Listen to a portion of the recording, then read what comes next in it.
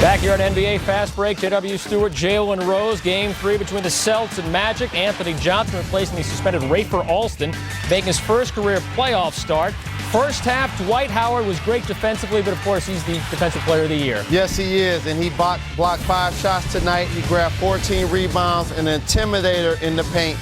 And for the Boston Celtics, he became a nightmare. Also had 17 points. Third quarter, Howard, Anthony Johnson working well together. Again, we use ESPN Access. And Anthony Johnson is one of those type of point guards that he takes what the defense gives him. He's not going to beat you because of his shooting or because of his quickness, but because of his brains. Tremendous pass to Dwight Howard with a strong finish down low. Magic led by as many as 20 later in the third with Howard on the bench in foul trouble. The Celtics come back. Eddie House had 15 off the bench. He's made 17 of his last 21 shots. And then in the closing seconds of the third quarter, Johnson's pass stolen by Rajon Rondo. This capped a 12-2 run. Johnson and Stan Van Gundy arguing after the end of the quarter. And here's what Van Gundy told his team during that timeout. They made a big run back at us from 20 to 9. What are we going to do now? What are we going to do?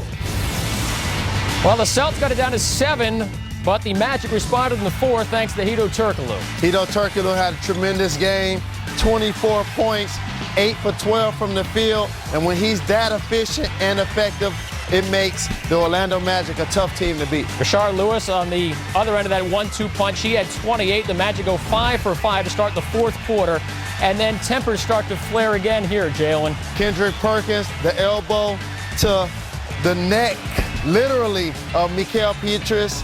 Ultimately, I don't think no suspensions or no ejections were warranted, but you got to keep the elbows below the neck, big fella. Perkins given a flagrant one. He was not ejected. Courtney Lee had 11 points in his return from that fractured sinus. Kevin Garnett saying, we still got time. I don't know about that, Jalen. And I tell you what, that's the big ticket. Nice suit, very nice watch.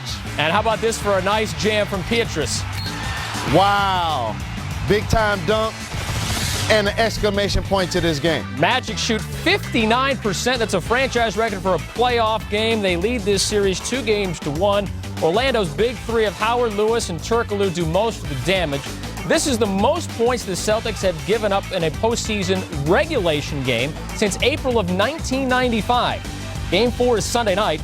Magic coach Stan Van Gundy still knows there's work to be done. I thought we got good performances out of virtually everyone, and obviously had a great shooting night. But that kind of effort and energy and ball movement is what it's going to take. And this is not the time of year, to celebrate a win in the playoffs, especially against a team like Boston. It's basically like being at halftime with a 1-point lead. Tonight was great, but if we don't get game Sunday, then tonight means nothing. So. Well, we got to have everybody step up like they did tonight in order for us to win the next game. Definitely, our back's against the wall, but, we've been a team that's been fighting back all year, and I have total confidence we'll be ready for Sunday to bounce back and get home court advantage back. The Orlando Magic have had issues in the fourth quarter this postseason, but that was not the case in Game 3. The Magic scored a franchise playoff record 39 points in the fourth quarter while shooting 73% from the field. That tied their second highest shooting percentage in any quarter of a playoff game in the last 10 years. So Rashard Lewis and Hedo Turkoglu combined for 52 points, including 23 in the fourth quarter. Jalen, what impressed you about their play on Friday night? The key is coming into tonight's game, they only averaged in the previous 8 playoff games 8.5 points per game in the fourth quarter, and that's not going to get it done. When you're playing against the Boston Celtics, you have to make Paul Pierce work on the defensive end if you're those two forwards. They did a good job of being efficient tonight. And if you're Rashard Lewis, you got to find a way to make Big Baby Davis that matchup work into the favor of the Orlando Magic, whether it's he or Brian Scalabrine. They both did that tonight. Rashard Lewis, 28 points. Hedo Turkoglu, 24 points. And that's what the Magic are going to need if they advance. We know about Dwight Howard, the points, the rebounds, the blocks. Anthony Johnson did a great job filling in. But these two guys are what are going to make the Magic the team to beat if they're able to advance in this situation. Lewis and Turkoglu also combined for 7 of the team's 16 assists. And you mentioned 34-year-old Anthony Johnson running the point. In place of the suspended Rafer Alston, 13 points, 3 assists, did not play in the fourth quarter. What did you think about his performance? For all of you fans and you players out there, you got to understand this. When you look at a player like Anthony Johnson, no, he's not flashy, not fast. His jumper is average. His ball handling is average. But what he can do is from the neck up. He can think the game, and therefore he's going to keep a job. Coming into this series, averaging 4.9 points, scored 13 tonight, and he was efficient. 71% from the field, and that's what they needed from him tonight. No Jameer Nelson, who's out with a torn shoulder. No Rafer Alston, who's out for suspension. He stepped in, he stabilized the lineup, and put him in position to win the basketball game. So far this postseason, the Magic have won games without their starting center and without their starting point guard, both by blowouts. And it's interesting to note that the two teams coming into Friday with these suspensions were the two teams that won the game, the Magic and the Lakers.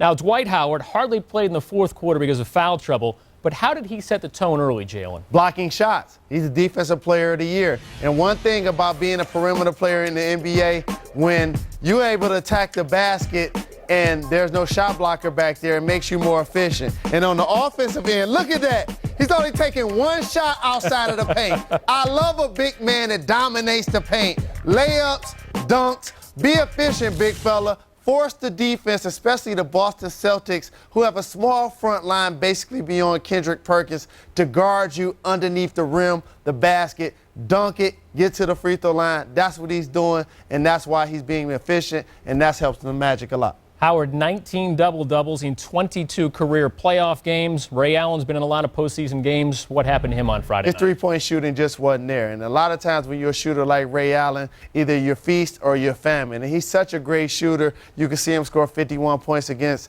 the Chicago Bulls, and you see him go 0 for 5 from the three-point line like he did tonight. It does happen to a great shooter, but trust me, all of the Orlando Magic know that Ray is going to come to play next game. He's going to possibly be on fire, so you got to have your hand up, ready to contest shots. But if he does play like he played tonight, he's going to possibly put the Magic in a position to go up 3-1. And they will have that chance, Game 4, coming up Sunday night in Orlando.